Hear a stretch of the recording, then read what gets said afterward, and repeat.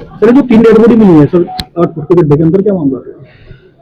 आज सायं लगभग 5 बजे थाना कांधला का गांव बड़ी दौलत है, वहां के प्रधान ने आके थाने पर बताया कि मेरे गांव का एक फारूक नाम का व्यक्ति है और उसके पत्नी और 2 बच्चियां गायब हैं।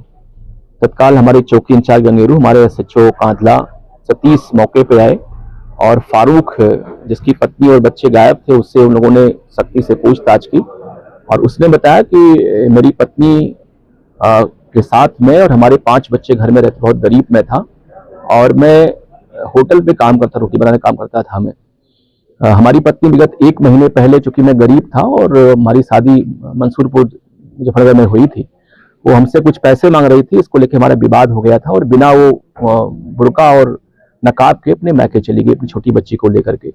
इस बात को लेकर काफी परेशान था कि हमारी इज्जत चली गई और मैं जाके 1 महीने बाद अपनी पति घर पे लेके आया यहाँ पे और तभी से मेरे मन में भाव जग गया कि लग रहा है इसका मामला कुछ और है और मुझे मेरी इज्जत अब नहीं करती है ये, और तभी मैंने इसको जान से मारने का प्लान बनाया।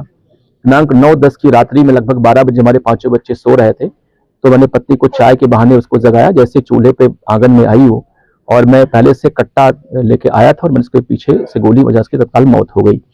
गोली की आवाज सुन के हमारी जो बड़ी बेटी जिसकी उम्र 14 साल थी वो भी उठ के चली आई, हमने उसको पीछे से गोली मारी, उसकी मौत हो गई।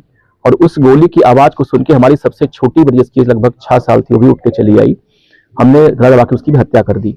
और मैं प्लानिंग के तहत एडवांस में ही लगभग 6 दिन पहले अपने घर में ही शौचालय के गड्ढे के बहाने गड्ढा खुदवा रखा था और रात ही में मैंने इन तीनों डेड बॉडी को गड्ढे में डाल के दफना दिया और ऊपर से मिट्टी डाल दी। हमारे 3 अन्य बच्चे जो 2 बेटे की बेटी थी वो सोते रहे, वो जगे नहीं, इसलिए मैंने उनको कुछ नहीं किया। और बाद में बच्चों के जगने पर पूछते मैंने बताया कि तुम्हारी माँ को मैंने भेज दिया, कहीं अलग किराए के मकान पर रहती हैं, क्योंकि पूर्व में वो अपने मैके जा चुकी थी 1 महीने, तो बच्चे भी उनको लगा कि हाँ वो वहीं होगी इस समय, तो उन्होंने बहुत पूछताछ नहीं की। आज हमारी पुलिस ने, क्षेत्राधिकारी कहराना, हमारे एएसपी साहब से उन्होंने बातचीत मुझसे किया, उसने घटना स्वीकार कर ली। पुलिस को मौके पर ला के डेड बॉडी बरामद करा दे, डेड बॉडी निकल चुकी है इसमें।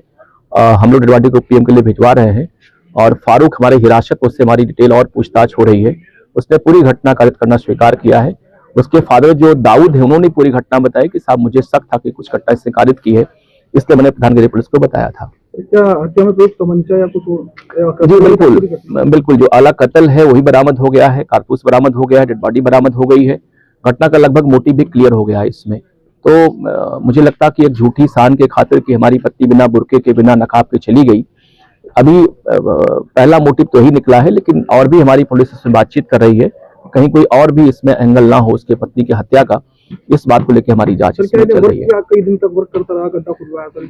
मैंने आपको बताया कि चूंकि इसकी पत्नी 1 महीने पहले ही इसे झगड़ के चली गई थी यहाँ से, और तभी से इसके मन में भाव जग गया कि इसको लौट के आने पर इसकी मैं हत्या करूंगा मैं।